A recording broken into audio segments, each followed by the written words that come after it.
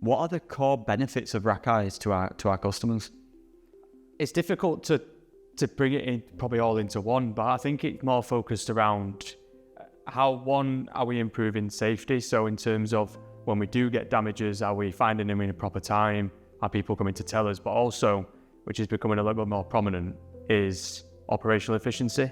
So it's how do we address capacity issues? How do we bring capacity back to the fold so that operations can use pallet spaces which would have been out of action because of damages?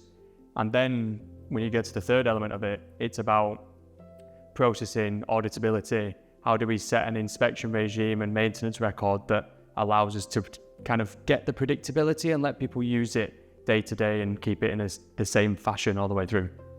We've had a few instances where RackEye is going to focus on, like say, finding hidden impacts, finding the damages where people might not necessarily know they've done it with a truck, or maybe they do know and they decided not to tell anybody. We get both instances, but what we want to do is, rather than spending a lot of time finding out who that was, when it was, all those sorts of processes, we're going to get people through kind of a visual aid to come and tell you when and where.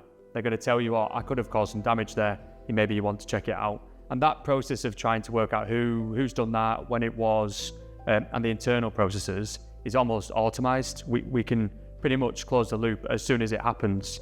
But that gives benefit in two ways. One, culturally, what we're trying to do is we don't want to find anybody where damage is. We want them to come and tell us, because then proactively we're encouraging a culture of reporting, which is great not just for racking, but generally around the business.